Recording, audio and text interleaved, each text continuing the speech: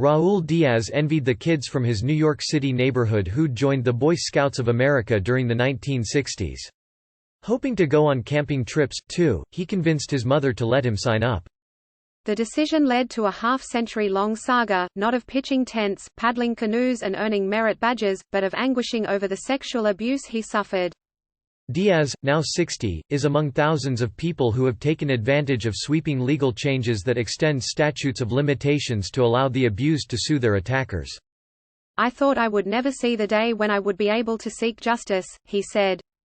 Although lawsuits like his may provide catharsis, they offer no promise of speedy legal relief. In some cases, independent corroborating evidence is gone or non-existent, making it difficult to prove plaintiffs' claims. The alleged assailants may have died, leaving the accusers to sue the Boy Scouts, religious organizations, schools, foster care providers and other children-focused groups they believe enabled their abusers. That legal strategy requires plaintiffs to prove the organizations had reason to know about the abuser's conduct.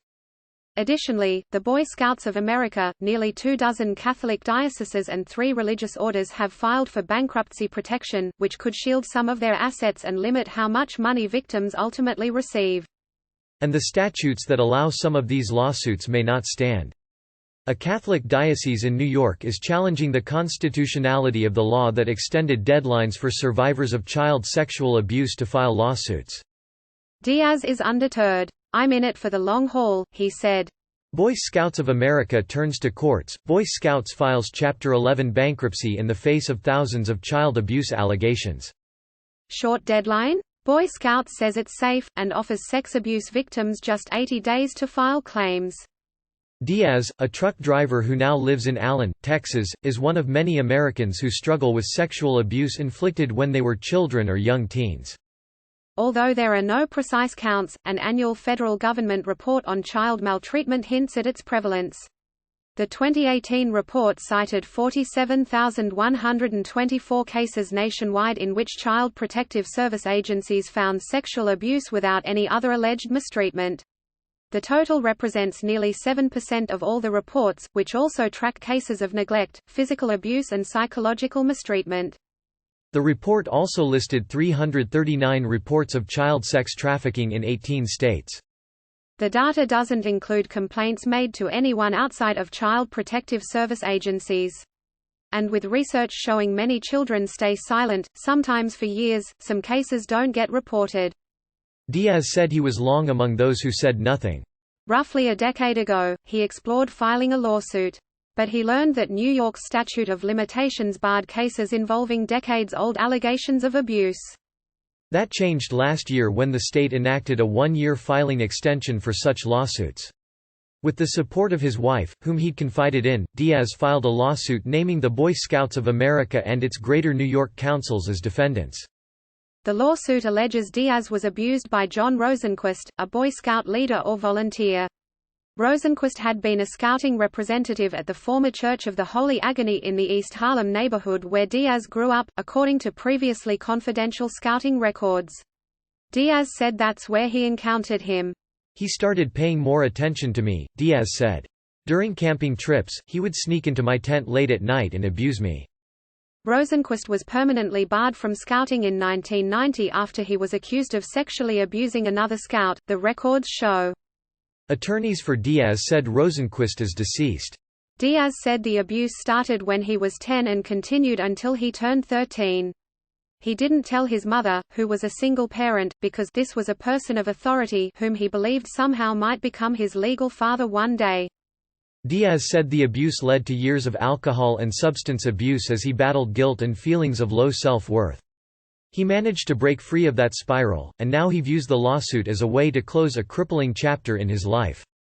Over the past several years, the #MeToo movement and allegations against entertainer Bill Cosby, Hollywood film mogul Harvey Weinstein, and singer R. Kelly have stirred the nation and raised awareness of sexual abuse. The victim's account is no longer discounted the way it was 20 or 30 years ago, said Michael Pfau, a partner at the Seattle-based Pfau Cochran Vertitis Amala law firm, which has represented scores of sexual abuse victims. New York, 15 other states and the District of Columbia in recent years have revived long-expired statutes of limitations that enable victims of childhood abuse to go to court, according to Child USA, an organization focused on preventing child abuse and neglect. 11 states are considering similar bills, according to a report the group issued in early 2020. In New York, the law has opened a floodgate. So far 1,577 lawsuits, including Diaz's, have been filed, according to the state's court system. Hundreds were filed the day the law went into effect. In New Jersey, 110 abuse lawsuits were filed in December and January, the first 2 months after the state extended its deadline. All but 4 were filed on behalf of people who were children at the time of the alleged abuse and would have been barred from suing, said Marianne Spoto, a spokeswoman for the state's court system.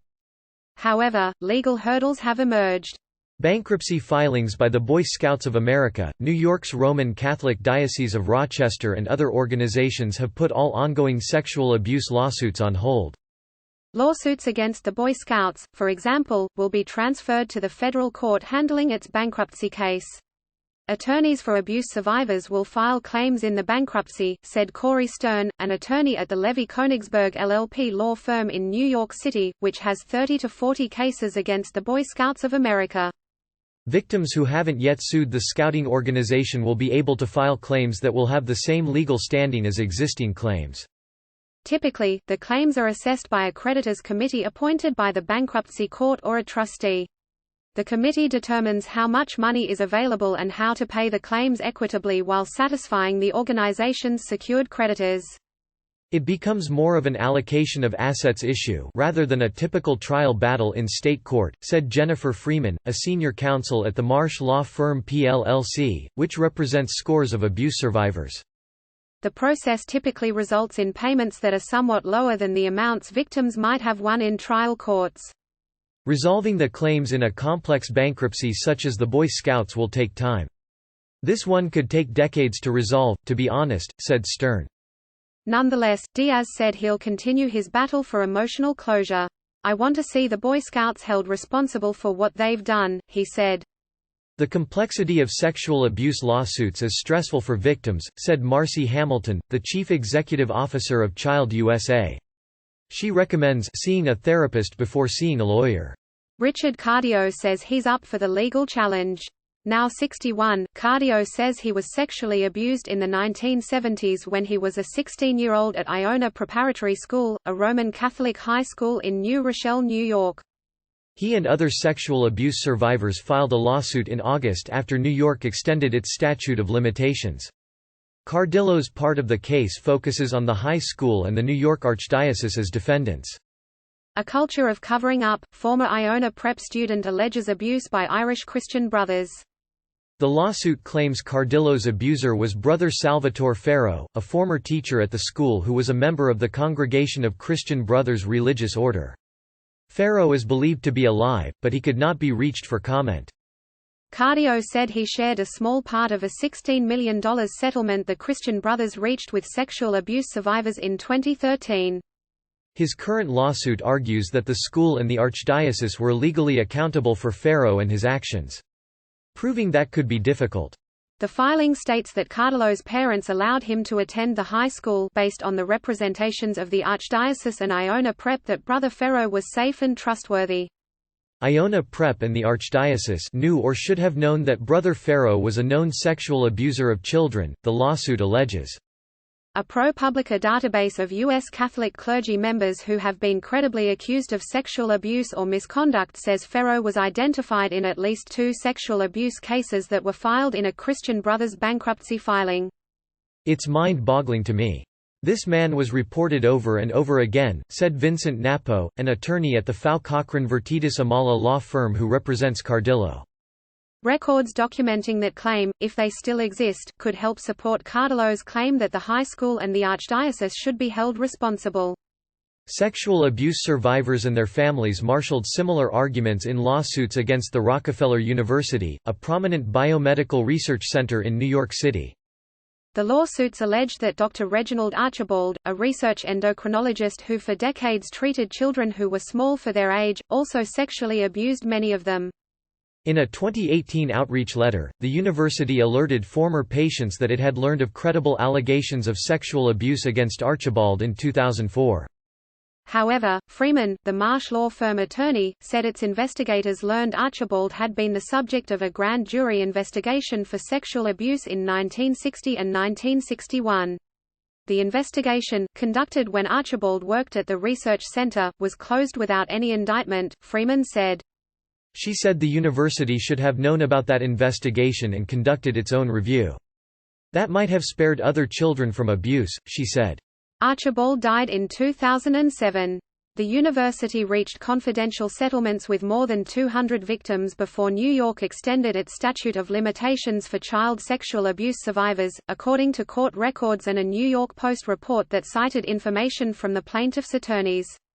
The Diocese of Rockville Center, which represents Catholics in central and eastern Long Island, has taken a different approach with the dozens of sexual abuse lawsuits it faces under New York's extended filing deadline. In a broad court motion, attorneys for the diocese argued that New York's enactment of the law violated the state's constitution. Attorneys cited a 2006 case in which New York's highest court ruled that more than 40 people who'd been barred from filing sexual abuse claims against clergy members were aware of the sexual abuse he or she suffered and had sufficient knowledge to file lawsuits during the normal statute of limitations. Church fights back. Long Island Catholic Diocese sues to end Child Victims Act. Those who sued under the Child Victims Act knew what had happened to them and could have gone to court before the legal deadline expired, the diocese argued. Attorneys for child sexual abuse survivors have challenged that argument. The dispute is expected to wind through the New York court system in the months and even years to come. If the Diocese of Rockville Center prevails, the outcome could upend Child Victims Act cases pending against Catholic dioceses in New York.